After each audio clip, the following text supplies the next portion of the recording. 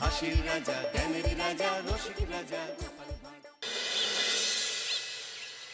এবারে জন্মদিনে বড়ি বেগমকে চমকে দেওয়ার একটা উপায় বার করেছি। উজির, বলো তো দেখি কি উপায়? নবাবের সাজিশের হদিশ পাওয়া আমার বুদ্ধিতে নামুমকিন। বেশক বহুত বড়িয়া কোনো মতলব আছে। এবারে বেগমের জন্মদিনে বিরাট একটা উৎসব করব। সারা দেশ থেকে মহান মহান অতিথিদের নিয়ে আসা হবে। দুনিয়ার সেরা সেরা খাবার, সেরা সেরা গাইয়ে, সেরা সেরা বাজিয়ে, সেরা সেরা নাচিয়ে রাতকে দিন করে দেবে এমন রোশনাই। রেস্ট নাই। কি বললে? বহুত বড়িয়া আপনার সোচ, লেকিন মাফ করবেন হুজুর, রাজকোষের অবস্থা খুবই খারাপ। উৎসব করার মতো তো রেস্ট নাই জাহাপানা। কোনো কথা শুনতে চাই না। আমি হলাম গিয়ে বাংলার নবাব। আমি আনন্দ হই হুল্লোড় করবো না তো কে আর করবে? একদম ঠিক জাহাপানা, কিন্তু কর বসিয়ে টাকা তোলো। সব কিছুতেই কর বসানো আছে জাহাপানা। হাসি কান্না ছাড়া আর কোনো কিছুতেই কর বসানো যে বাকি নেই। তার ওপরেই কর বসাও। হাসি কান্নার ওপর কর? না, শীতকাল আসছে, বসাও বসাও কর হাঁচির ওপর। হ্যাঁ, হাতির ওপর কর? বসাও। ওরকম মুখ করে আছো কেন? যদি না পারো তো বলে দাও, আমি অন্য উজির নিয়োগ করব। আমি আজই ঘোষণা করে দিচ্ছি, এবার থেকে হাতির ওপর কর দিতে হবে। হ্যাঁ, তো জানাব, এতে প্রজারা যদি ক্ষুব্ধ হয়? আরে বাবা, প্রজাদের কাজই তো মাঝে মাঝে ক্ষুব্ধ হওয়া। তা ঠিক হুজুর। আমাকে কদর করে এমন কিছু সন্ডা আছে, তাদেরকে কাজে লাগাতে হবে। বহুত খুব জাহাপানা। তাহলে হাঁচি গোনার লোকের ব্যবস্থা করে নি। ওই সন্ডারাই হাঁচি গুনবে। ওদের স্বেচ্ছাসেবক হিসেবে নিয়োগ করো। বহুত খুব জাহাপানা। সব জায়গায় লোক পাঠাতে শুরু করো। তবে কৃষ্ণনগরে বেছে বেছে লোক পাঠাবে। আর মনে রেখো, ওখানে গোপাল আছে।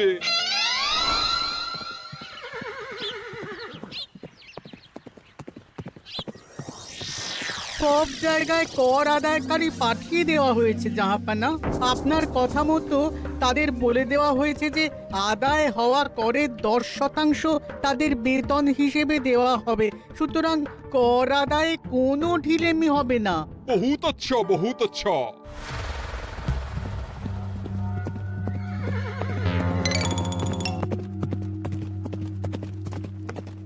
হ্যাঁ, তুমি ঠিক পড়েছো তো মন্ত্রী? হাঁচির উপরে কর? বলেন তো, আর একবার পড়ছি মহারাজ। আসলে এটা নবাবই মশকরা। আমাদের নবাব যে খুবই রসিক মানুষ তা তো আমরা দেখেছি।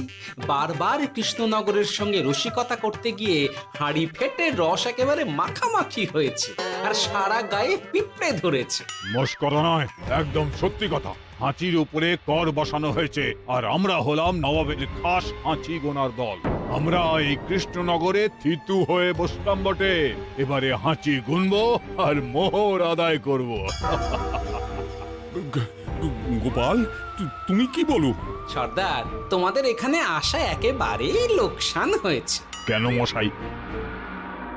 আচ্ছা, আপনি গোপাল? না না, আপনার কোনো কথাই শুনবো না। আমাদের বই বই করে বলে দেওয়া হয়েছে, গোপাল হইতে সাবধান। সর্দার, আমি তোমাকে সাবধান হতেই বলছিলাম।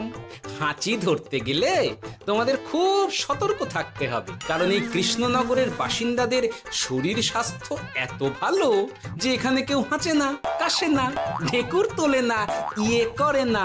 বলেন কি মশাই? এটা তো নবাবকে জানাতে হচ্ছে।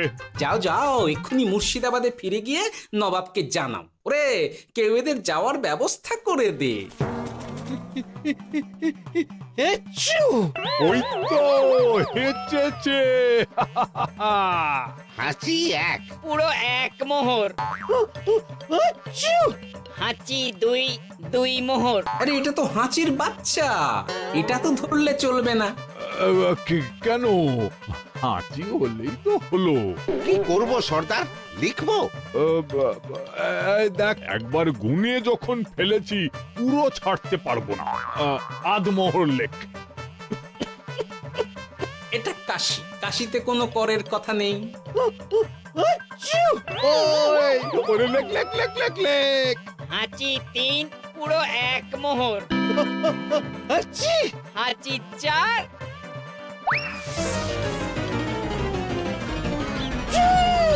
হাঁচি 5 লেখো হাঁচি 6,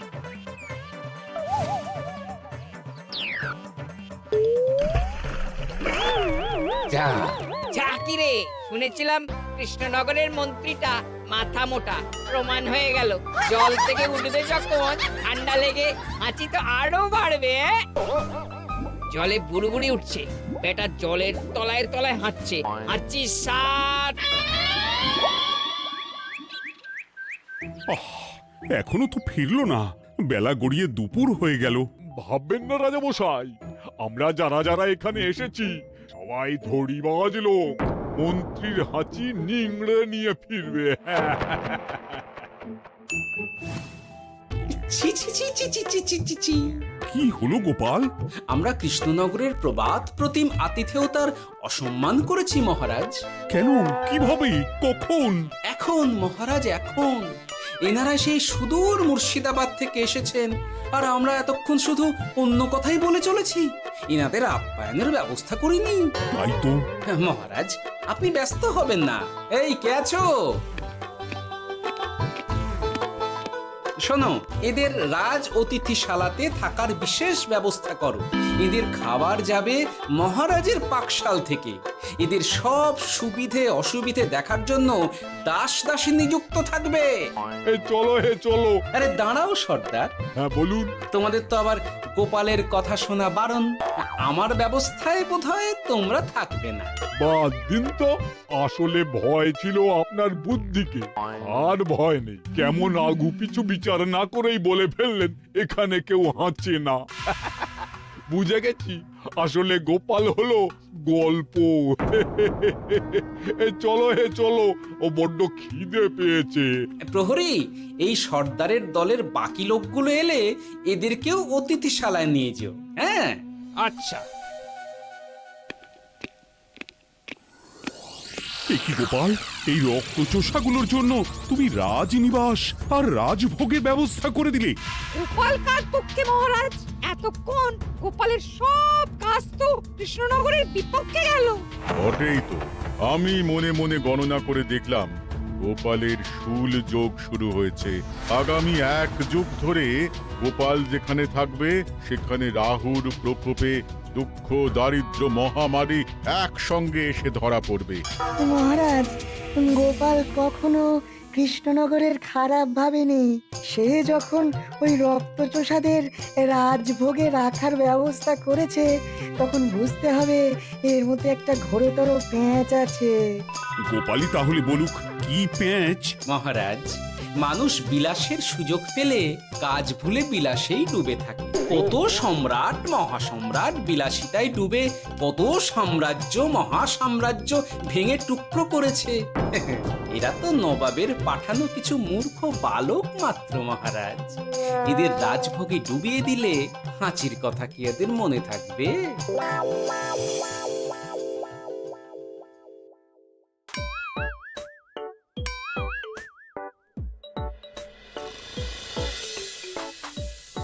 কি ব্যবস্থাপনা সব ঠিক আছে তো? হ্যাঁ হ্যাঁ, খাসা ব্যবস্থা হয়েছে। আপনারা আমাদের অতিথি বলে কথা, আরাম করুন।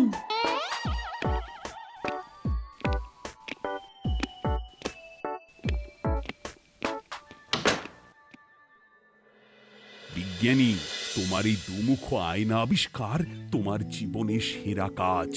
একদিক দিয়ে আয়না, অন্য দিক দিয়ে কাঁচ। কেউ জানতেই পারবে না যে তার উপর নজর রাখা হচ্ছে। অনবদ্য অনবদ্য। মহারাজের জয় হোক। কিন্তু মহারাজ, এই কৃতিত্বের মূল ভাগীদার আমাদের মন্ত্রী। তাই নাকি? হ্যাঁ মহারাজ, মন্ত্রীর দুমুখ কাজকর্ম দেখেই দুমুখ আয়নার কথা আমার মাথায় আসে। মুখ সামলে কথা বলো বিজ্ঞানী। ওরা শুনতে পাচ্ছে। যা চেঁচালেন 20 ইঞ্চির দেওয়াল ভেদ করে ওদিকে চলে যাবে কথা। এই কে যেন কাকে মুখ সামলে কথা বলতে বললো?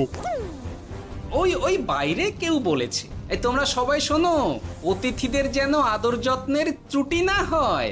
আমি আর যাই, কাল সকালে আসব, কেমন? গোপালকে নিয়ে নবাব আর উজির যেমন ভয় দেখিয়ে দিয়েছিল, গোপাল কিন্তু সেরকম নয়। এই তোরা কি বলিস? না না না না না না, গোপাল একটু ওই হাবা গোবা আছে দাদা। দেখো দেখি কেমন বুক পেতে দিয়েছে। এবার ওদেরই বুকে বসে ওদেরই দাড়ি ওপরাবো। গোপালের জবাব নেই, ঠিক সামলে দিল। মহারাজ, এই প্যাঁচটা আমার মাথাতেই এসেছিল, কিন্তু ওই যে নাকে মাছি ঢুকে গিয়েই সব বরবাদ হয়ে গেল। মহারাজ, এই পরিকল্পনা যদি মন্ত্রীর মাথাতে আগে এসে থাকে, তাহলে এদের মন্ত্রী আমার চেয়ে ভালো করে সামলাতে পারবেন মহারাজ। বটেই তো, এই দায়িত্ব আমি নিলাম মহারাজ।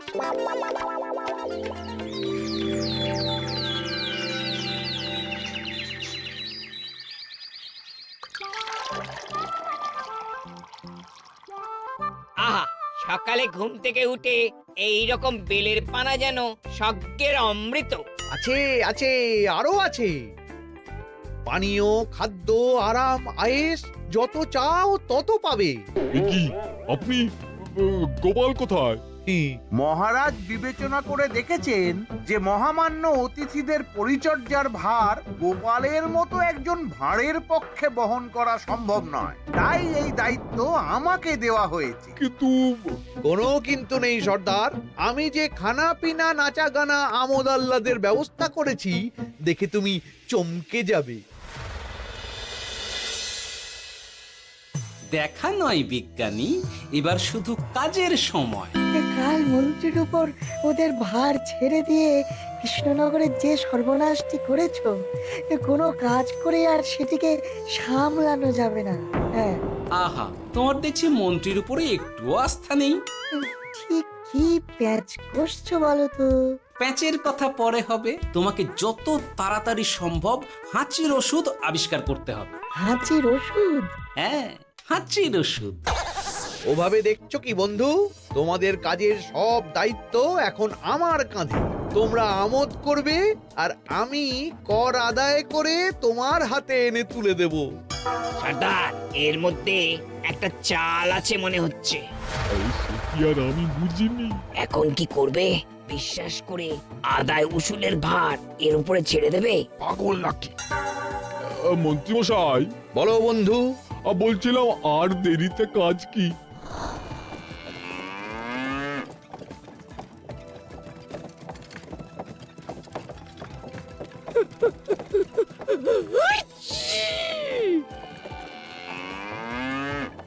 মন্ত্রী, লেখো হাঁচি এক। ওহে, তোমার নাম কি? মন্ত্রেশ্বর উজুরি আগে। লিখুন মন্ত্রী মশাই, নাম লিখুন। ওহে মন্তেশ্বর, হাঁচি কর, এক মোহর ছাড়ো দেখিনি। হাঁচি দুই। আরে যাও, দৌড়ে গিয়ে দু মোহর আদায় করে আনো। ওরে, তোরা সব কৃষ্ণনগরের কোণে কোণে ছড়িয়ে পড় দেখি, একটা হাঁচিও যেন বাদ না পড়ে। হ্যাঁ,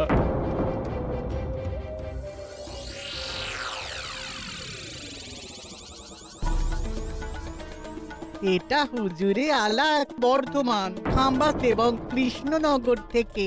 চমৎকার চমৎকার। তাহলে গোপাল কিছু করতে পারেনি, আমাদের যুব শক্তি কৃষ্ণনগরকে পুরো নিংড়ে নিয়ে আসছে। মহারাজ কৃষ্ণচন্দ্রের একটা আবেদন আছে জানাব। এই হাঁচি করের 30% যদি ওই রাজ্যকে দেওয়া যায়, তাহলে আদায় উসুল আরো ভালো হবে। ওরা বলেছে যে আপনি যদি 30% দেন, তাহলে কর আদায় একেবারে জান লড়িয়ে দেবে। মঞ্জুর মঞ্জুর। আর একটা আর্জি আছে হুজুর, কৃষ্ণচন্দ্র কদিন বাদে নবাবকে কৃষ্ণনগরে আমন্ত্রণ জানিয়েছে। কেন? কৃষ্ণনগরের নবাব এবং তার উন্নয়ন উপলক্ষে এক মহোৎসব হবে। সেই সঙ্গে শহরে থাকা ইংরেজদের কাছেও নবাবের সৈন্য বলের এবং নবাব ও কৃষ্ণনগরের মধ্যে পারস্পরিক ভ্রাতৃত্বের সম্পর্কের বার্তাও পৌঁছে দেয়া যাবে। নবাবের অধীনস্থ রাজারা নবাবের শত্রু, এই রকম একটা ধারণা থেকে ইংরেজরা ইদানিং বেপরোয়া হয়ে উঠেছে, তাতে লাগাম উঠবে। বহুত খুব, মঞ্জুর মঞ্জুর মঞ্জুর।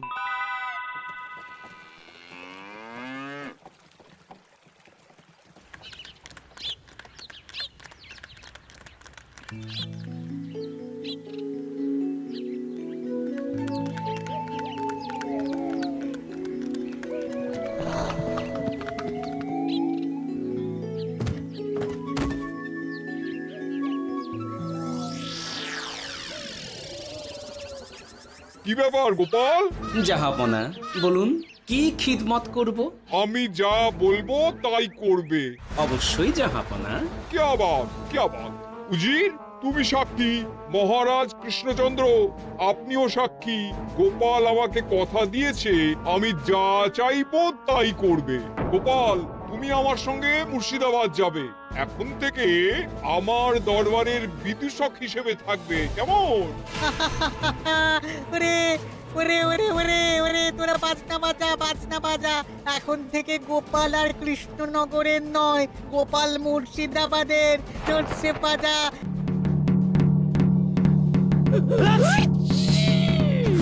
কি হলো? হুজুর, মনে হচ্ছে আপনার সৈন্যদল হাঁটছে। হ্যাঁ, হুজুর, হাঁচিগড়ের বন্যা সব সৈন্য 10-12টা করে হেঁচে ফেলেছে, মানে প্রচুর মোহর হয়ে গেছে আর বাড়ছে বাড়ছে। আমার হাঁচি গোনার দল একটা হাঁচিও বাদ দেবে না। মোহর রাখার জন্য নতুন পোশাকখানা বানাতে হবে হুজুর। সর্দার, আমাদের হাঁচিগুলো কি খুলবো? হ্যাঁ, নিশ্চয়, একটা হাঁচিও যেন বাদ না পড়ে। চলুন হুজুর, আমরা এখানে দাঁড়িয়ে থেকে আর কি করব?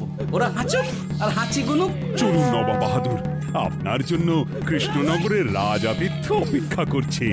হুজুর, আমার মনে হয় আমাদের কৃষ্ণনগরে এখন আর দেরি করা উচিত হবে না। আমরা সোজা শহরের দিকে রওনা হয়ে যাই। শহরের ইংরেজদের শিক্ষা দিয়ে ফেরার পথে আমরা কৃষ্ণনগরের আতিথ্য গ্রহণ করব। সে কি? মহারাজ, নবাবের মতো কর্তব্যপরায়ণ ইনসানকে তার কর্তব্য পালনে বাধা দেবেন না। আমরা ওনার শহর থেকে ফেরার অপেক্ষায় থাকব। ঠিক ঠিক, আমার এক্ষুনি শহরে যাওয়ার দরকার। ইংরেজরা সব নিয়ম কানুন ভেঙে চুরে যা ইচ্ছে তাই করতে আরম্ভ করেছে। বুঝি, সৈন্যদের ডাক দাও, চলো রওনা হই। কিন্তু জাহাপনা, আপনার সৈন্যদের থেকে পাওনা মোহরগুলো এতক্ষণে যা হেঁচেছে, লাখখানেক মোহর তো হয়েই গেছে। ওটা আমরা নিজেদের মধ্যে বুঝে নেব। কিন্তু ওই করের 30% যে কৃষ্ণনগরের পাওনা। পেয়ে যাবে। শহর থেকে ফিরি। আরেকটা কথা, হাঁচি কর ব্যবস্থা এখন থেকে উঠে গেল।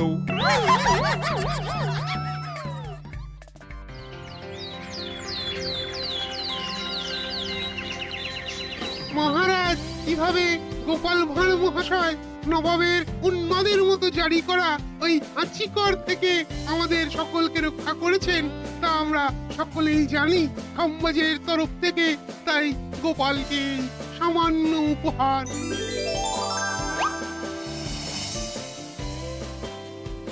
ওহ গোপাল, সত্যি তোমার জবাব নেই। কিছুই হতো না যদি না বিজ্ঞানী ওই হাঁচি চূর্ণ আবিষ্কার করত। এই উপহারের অর্ধেক কিন্তু বিজ্ঞানী। সবই তো বুঝলাম, নবাবকে সৈন্য সহ নিমন্ত্রণ থেকে সৈন্যদলকে হাঁচি চূর্ণ মাখানো, চাঁদোয়ার তলায় ঢোকানো পর্যন্ত। কিন্তু চাঁদোয়া থেকে হাঁচি চূর্ণ ঝরে পড়লো কি করে, সেটাই তো বুঝলাম না। এটা তুমি বলো বিজ্ঞানী। শব্দের বাতাসে কম্পন তৈরি হয়। গোপালের হাততালিতে আমার ঘরের শাড়ি থেকে হাঁচির জন্য ঝরে পড়েছিল। এখানে চাঁদোয়া থেকে ঝরে পড়েছিল বাজনার শব্দে। কি ব্যাপার বিজ্ঞানী, তুমি এখন ছেলে খেলা করছো? হাঁচির ওষুধ? হয়ে গেছে। হয়ে গেছে? মূল উপাদান তামাক, গোলমরিচ আর আলকুশির গুঁড়ো। কাজ হবে? হাততালি দাও। হাঁচ! কাজ হলো। ব্যাপারটা কি হলো? ওই শাড়িটাতে হাঁচি চূর্ণ মাখানো আছে, তোমার হাততালির শব্দের কম্পনে ঝরে ঝরে পড়েছে। একবার নাকের কাছে এলে পিঁপড়ের থেকে পিশাচ, হাঁচতেই হবে, হাঁচতে হবেই হবে। নবাব যদি বাজনা বাজাতে না বলতো। আমাদের বাজনদাররা তৈরি ছিল মহারাজ। যাক, সবই ভালোই ভালোই মিটে গেল। যার শেষ ভালো তার সব ভালো। ব্যাস, এখন শুধু একটাই কাজ বাকি। নবাবের কাছ থেকে করের 30% বাবদ পাওনা মোহর মুর্শিদাবাদে গিয়ে নবাবের কাছ থেকে তুমি নিয়ে আসবে। আচ্ছা মহারাজ। হাসির রাজা, জ্ঞানের রাজা, রসিক রাজা।